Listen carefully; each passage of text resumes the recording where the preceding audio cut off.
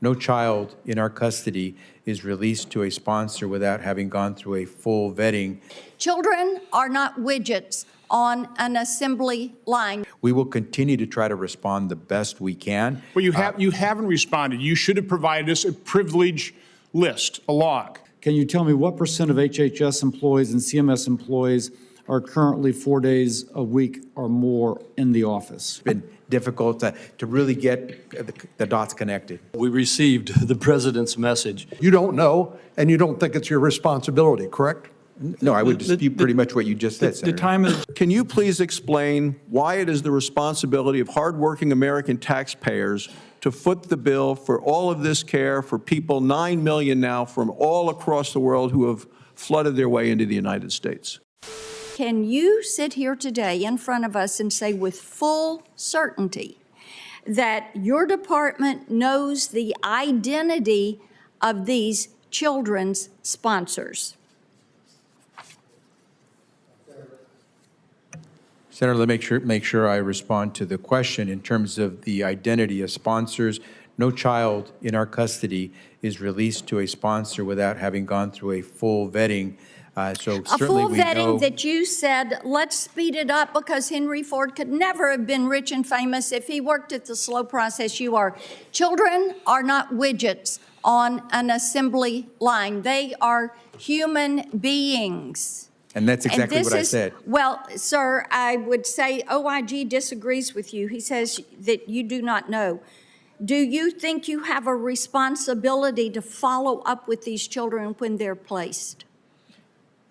Senator, we not only believe it's our responsibility to take care of these children while they're in our custody, but we make efforts, even though you and your colleagues did not give us the authority to try to follow them after they leave our care. No, sir, you have the authority, 6 U.S.C. 279B. To do what? ORR shall be responsible for coordinating and implementing the care and placement of unaccompanied alien children. That is a shall. That's it means correct. You got to go do this. That is the sponsorship and then vetting section process. 2.8.4.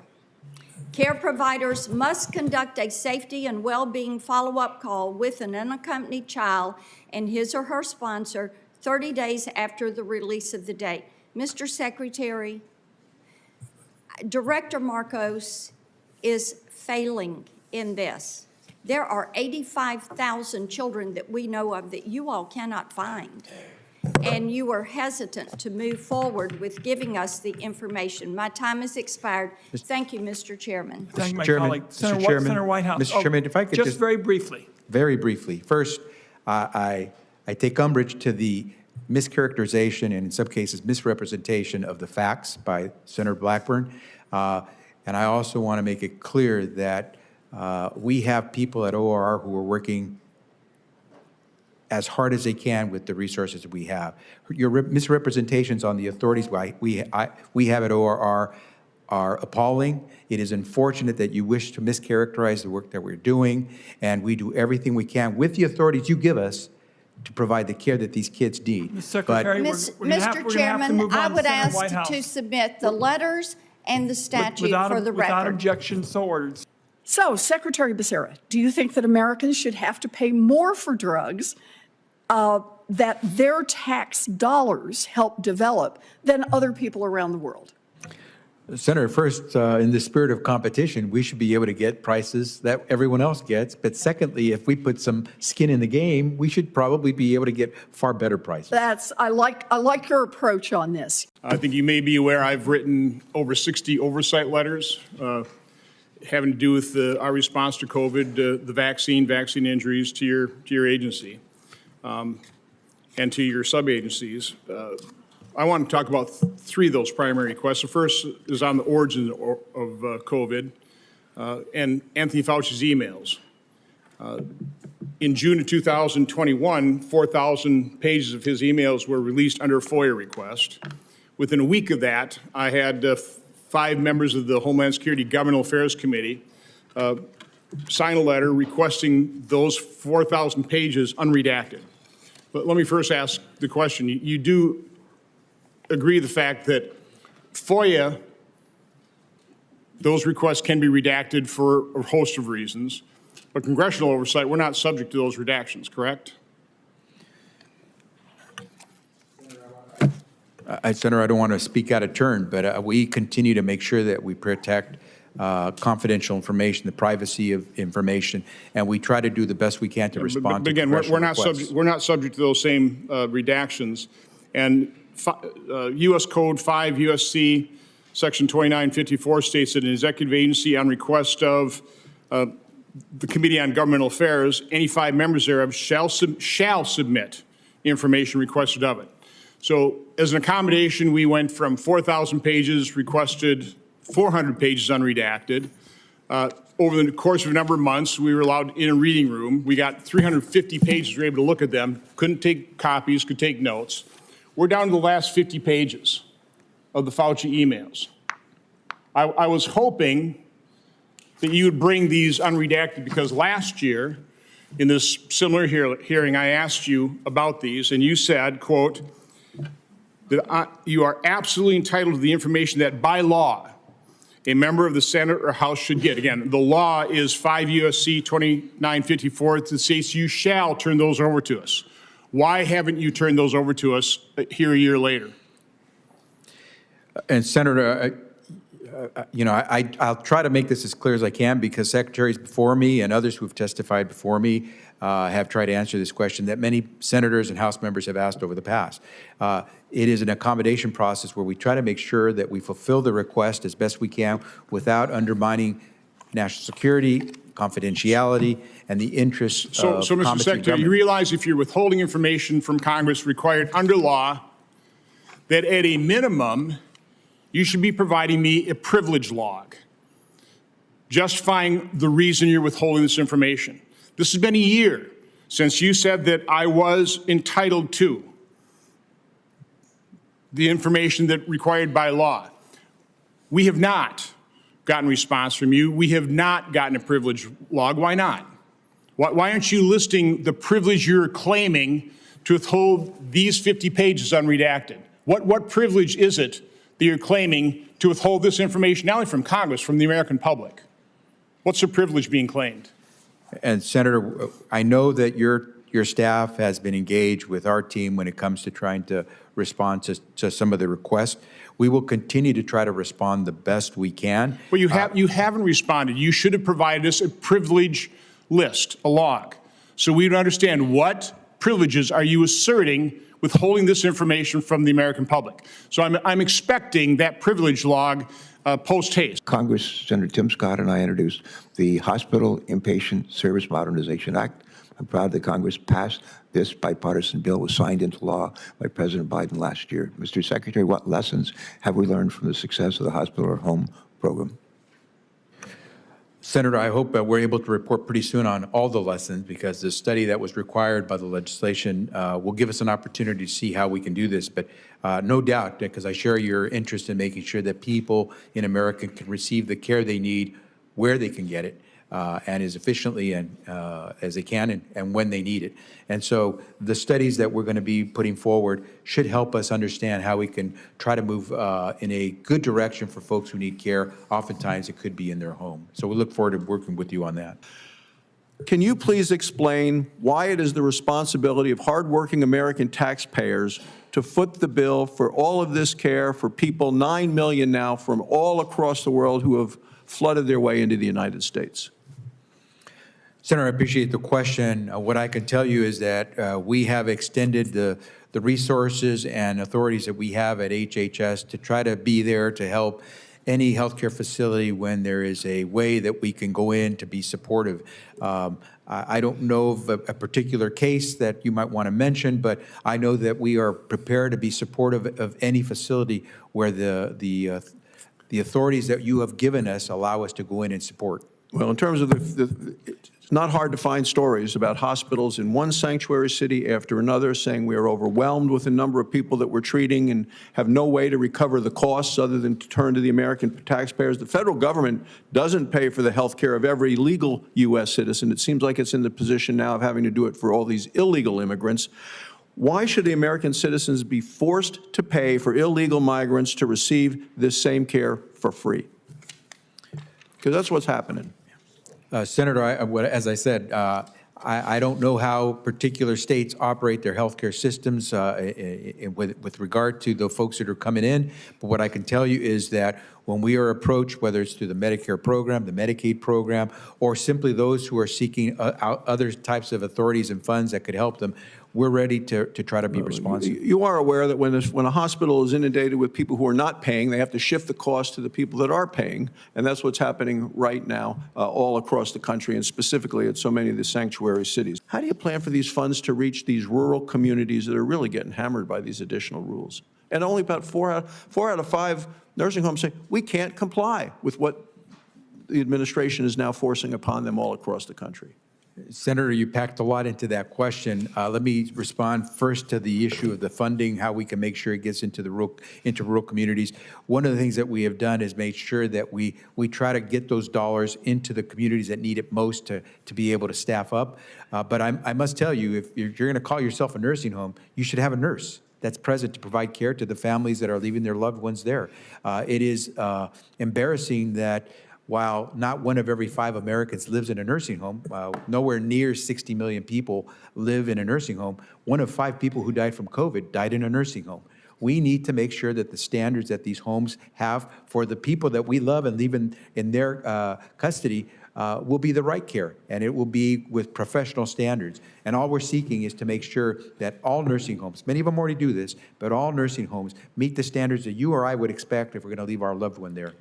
Well then, Mr. Chairman, let me say, and my time has expired, so I won't go to an additional. Only 1 in 5 nursing homes can meet the proposed requirements. Even those trying to hire people can't find people to fulfill it. So 4 out of 5 nursing homes are going to be out of compliance with administration rules. And apparently what you're saying is that all of the nursing homes, these other nursing homes, are right now incompetent to provide care, and I think they're still providing pretty good care today. You know, I've been interested in return to work. Can you tell me what % of HHS employees and CMS employees are currently 4 days a week or more in the office? So what I could tell you is that, as you know, because HHS, we were involved with COVID, that we've been working from day one, and we continue to have folks come into the office to work. And I can tell you that we are complying with the Office of Management and Budget's guidance when it comes to in-office work levels. And we have a variety. And what is that right now? I'm sorry? What is that requirement?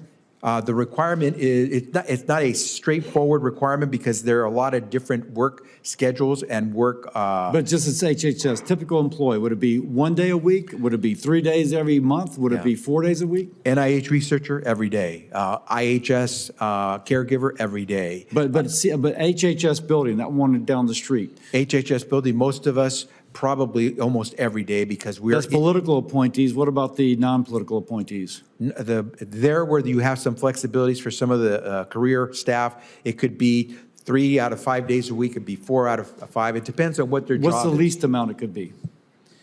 Well, there are some folks who get to telework altogether because their job is essentially in front of a computer. And so what we're trying to do is make sure. Now, are you monitoring VPN data or anything else to measure productivity? Yeah, and we could use your help because the systems we're using to monitor are like from back in the 1970s and 80s. So it's been difficult to really get the dots connected. Okay, Time of thank my you. colleagues expired. Secretary Becerra, can you commit to working with Congress on a bipartisan basis to remedy these issues and improve the Part D program rather than prioritizing IRA expansion, which remains both a partisan and unrealistic endeavor? Senator, we absolutely look forward to working with you on a bipartisan basis. I will say that the president is very clear and is doubling down on the IRA and making it work even more effectively. But we absolutely look forward to working with you on a bipartisan basis. Well, it's disappointing, and it has been disappointing to hear, but we received the president's message. In August, your department recommended the reclassification of marijuana from to a Schedule III for the Drug Enforcement Administration. Previous administrations had used a 5-factor test to determine what the scheduling of a drug should be, but this administration, your office, has created a new 2-factor test to determine currently accepted medical use. What's the reason for the change? Senator, thank you for the question. And as you'll see from the report that has now been made public, there has been a lot of science that's been collected over the years on cannabis. We have far more information now. As you know, throughout the country, many states have moved much farther than the federal government has. Even in places like Texas, you see where action has been taken on cannabis. What we're doing is simply reflecting what the science is showing. You compared it to heroin in terms of its potential for abuse. Why didn't you compare other types of drugs that are scheduled by your office? I'm going to try not to speak directly for the FDA because the FDA did this assessment analysis independently from HHS. They are the agency that has been tasked with that job with their scientists, and I won't try to speak for them, but what I will tell you is that the rigorous work that was done to come to these conclusions was based on the science and the evidence they had before them. And there have been about 400,000 of these unaccompanied children that have come to the United States during President Biden's term of office. Can you tell us where they are now? We can give you information on the vetting process and No, I ask you, do you know where they are now?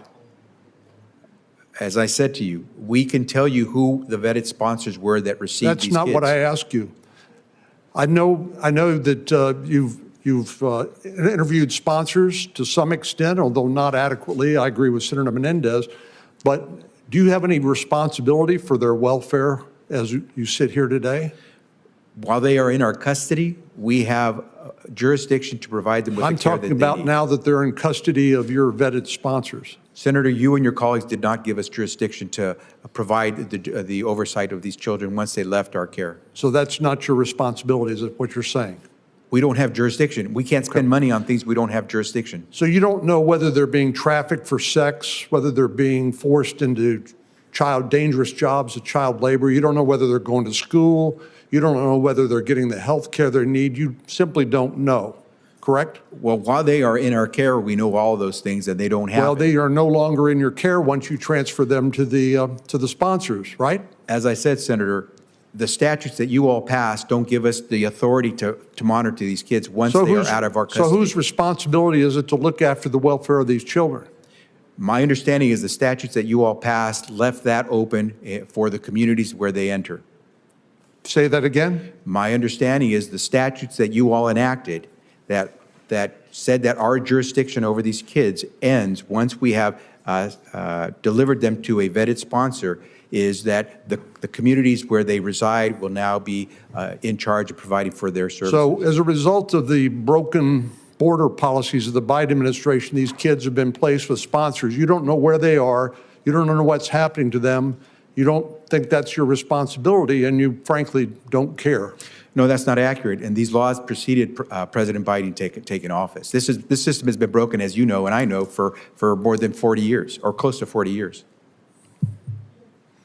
You and I have been in Congress for quite some time. I started in Congress back in '93. Well, you have a job to do right now. You have about a $1.8 trillion budget, and you have the responsibility for taking care of these children, and you simply hand them off to sponsors, to homes that you don't know the conditions they're living in. You don't That's know not that true. they're going to school, whether That's- they're being sold for sex or trafficked or forced into labor. You don't know, and you don't think it's your responsibility, correct?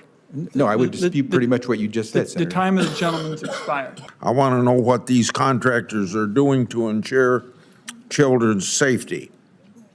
In response to my 15 letters, your department sent an email to contractors and grantees on February 28th that I want to quote.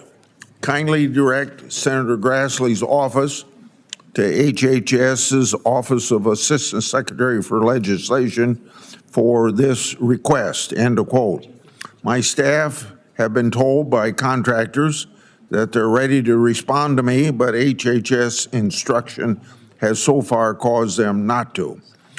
Do you accept the premise that recipients of congressionally appropriated taxpayers' money must respond directly to congressional oversight requests?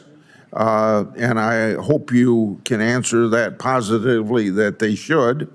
If not, when will, if you would agree with me, when would you direct your staff to clarify to recipients on my letter that they must respond to Congress? Now, we had EPA saying these letters I sent to other groups spending taxpayers' money, that they could respond directly to me. So can you say that for your department? And Senator, as a former member, I too wanted to be able to conduct oversight when I was in the House of Representatives. And so absolutely, these contractors, the various entities, Americans have every opportunity and right to respond directly to you. We offer to provide them with some guidance if they wish to have it. They were under no obligation to get it, but you are absolutely within your rights, and they are as well, to be in communication. Okay. So as a follow-up, just let me be very clear. These folks that I wrote to have received together billions of dollars of taxpayers' money. When I and my colleagues send them requests for information, they have an obligation to respond, and this administration's interference, which evidently we're not going to have anymore, at least for a while, has been obstructive.